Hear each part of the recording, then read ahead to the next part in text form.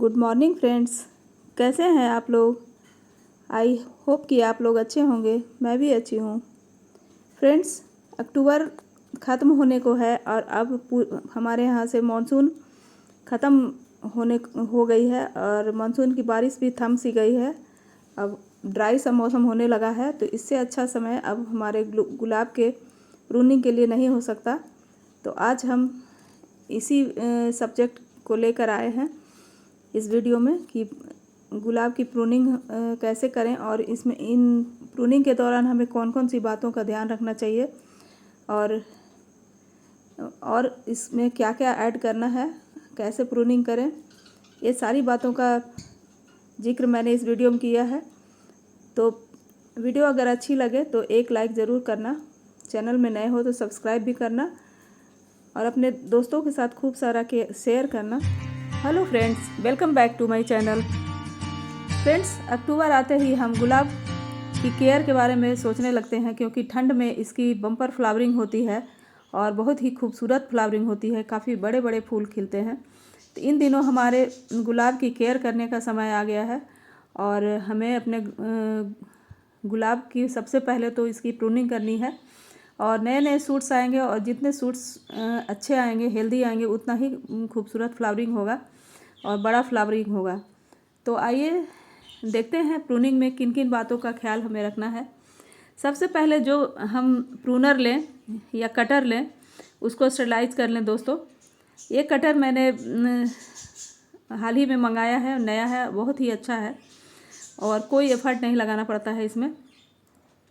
सबसे पहले हम उन गुलाब के उन स्टेम को काटेंगे जो काफ़ी पतली पतली हैं, क्योंकि पतली पतली टहनियों में जो फूल आएंगे, अगर नई ब्रांच निकलेगी तो उसमें फूल भी छोटे छोटे ही आएंगे और सूट्स जो हैं पतले पतले ही निकलेंगे।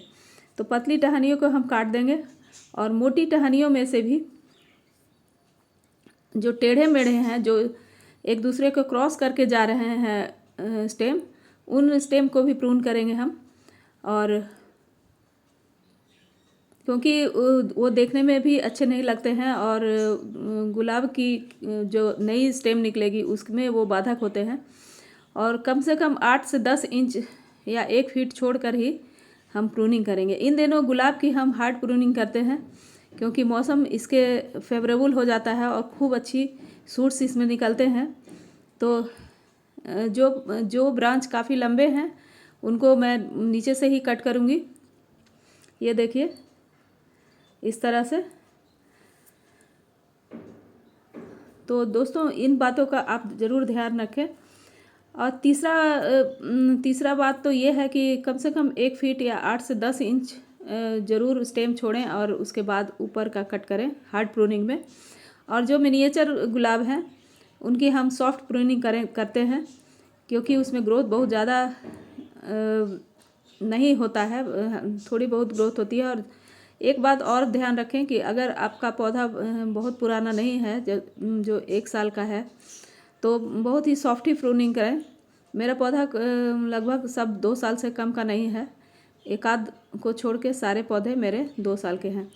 तो इस तरह से। और तीसरी बात यह है कि डाई बैक लगा हुआ जितना भी स्टेम है जो काले पड़ चुके हैं, उसको भी हम रिमूव बिल्कुल उस जगह से रिमूव करेंगे जहाँ पर से फिर से जो सूट्स निकले सही निकले। और डाई बैक के कम से कम 2-3 इंच नीचे से उसको काटें, ताकि डाई बैक वाली जो समस्या है वो ख़त्म हो जाए। क्योंकि कभी कभी अगर डाई बैक काला हिस्सा को हम काटते हैं तो उसके बाद के स्टेम में भी फिर से काला होने लगता है। तो इस तरह से हम इसका भी ख्याल रखना ज़रूरी है, डाई बैक ना लगे।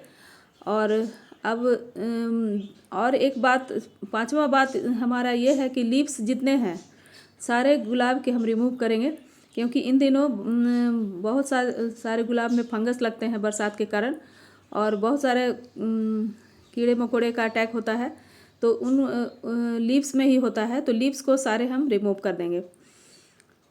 और देखिए, इस तरह से मैंने सारे गुलाब को कट कर लिया है। और अगर आपको इसकी स्टेम को संभाल के रखना है और कटिंग लगानी है तो इसमें से ही कुछ पेंसिल के आकार के मोटे मोटे स्टेम को हम रख लें। और मैंने भी रखा है, लेकिन इंग्लिश गुलाब की कटिंग ज़्यादा जल्दी लगती नहीं है मेरे से तो। और मैंने देसी गुलाब बहुत सारे इसके लगाए हैं और अभी भी मैं देसी गुलाब को ही प्रेफर करती हूँ लगाने के लिए कटिंग। तो इस तरह से मेरे सारे पौधे की प्रूनिंग हो गई है दोस्तों। और देखिए इतना सारा इसमें से स्टेम कट हुआ है और सभी को सुरक्षित जगह पर मैं फेंकूंगी, क्योंकि इसके कांटे हैं, जो भी जिसको भी गड़ेगा तो अच्छा नहीं है। इस तरह से कटिंग के लिए भी मैंने कई सारे ब्रांचेज रख लिए हैं। अब एक और स्टेप इसमें बहुत ज़रूरी है कि इसके जो जितने भी, ये देखिए 1 दिन के बाद का ये क्लिपिंग है, तो इसमें मैं देख रही हूँ कि अगर और भी कोई ब्रांच ऐसा छूट गया है जिसके डाई बैक हुए हैं तो उसको भी हम कट कर लेंगे फिर से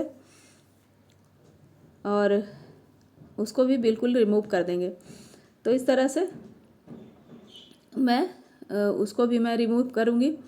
तो आप भी इस बात का ध्यान रखें कि कटिंग के बाद भी अगर कोई छूट गया है डाई बैक वाला स्टेम तो उसको भी कट करें। देखिए ये स्टेम है, देखिए इस तरह का स्टेम अगर आपके गुलाब में भी है तो आप भी इसको कट कर दें। और अगला स्टेप ये है कि मैं खासकर इन दिनों इसकी सारी मिट्टी, सारी तो नहीं, नीचे के कम से कम आधी मिट्टी ज़रूर रिमूव करती हूँ और जड़ों को थोड़ा धूप ज़रूर लगाती हूँ। हर साल मैं ये ट्रीटमेंट करती हूँ इसके साथ। ये देखिए मैं सारी मिट्टी इसकी रिमूव कर लूँगी और मिट्टी को भी मैं खुले में छोड़ देती हूँ धूप में, ताकि मिट्टी भी स्टरलाइज हो जाए धूप से और जितने भी फंगस वगैरह होंगे वो ख़त्म हो जाएंगे दोस्तों। इस तरह से ये स्टेप भी करना बहुत ज़रूरी है इन दिनों गुलाब में। और ये स्टेप मैं सारे गुलाब के पौधों के साथ कर लूँगी। इस तरह से देखिए जड़ें अब दिखाई देने लगी हैं, जड़ों को धूप लग जाएंगी अच्छे से और स्टरलाइज भी थोड़ा हो जाएगा धूप से। धूप में एंटीबैक्टीरियल गुण होते हैं दोस्तों, और धूप लगना बहुत ही ज़रूरी है सारे पौधों को। और धूप से कई सारे कीड़े मकोड़े नहीं लगते, जड़ों को धूप दिखाना भी ज़रूरी है। तो इस तरह से मैं आधा से ज़्यादा गमला खाली कर ली हूँ। केवल बेस में मैंने 3-4 इंच की मिट्टी छोड़ी है, बाकी ऊपर के सारे मिट्टी मैंने हटा लिए हैं। और करीब करीब आपके यहाँ जैसा मौसम अगर ठंड है अच्छी तो आप 1 सप्ताह भी छोड़ सकते हैं। मेरे यहाँ दिन का टेम्परेचर काफ़ी हाई रहता है, करीब करीब 30 डिग्री। तो 2-4 दिन में मैं इसको फिर से मिट्टी इसमें खाद के साथ मिलाकर डालूँगी। तो इस तरह से मैंने सारे गमलों को खाली कर लिया। ये देखिए प्रूनिंग के बाद ये ट्रीटमेंट बहुत ही ज़रूरी होता है गुलाब के पौधों के लिए। ये देखिए सारे गुलाब के पौधों से सारी पत्तियां मैंने रिमूव कर दी है। देखिए कुछ छूट गए थे, इसको मैंने फिर से रिमूव कर लिया है।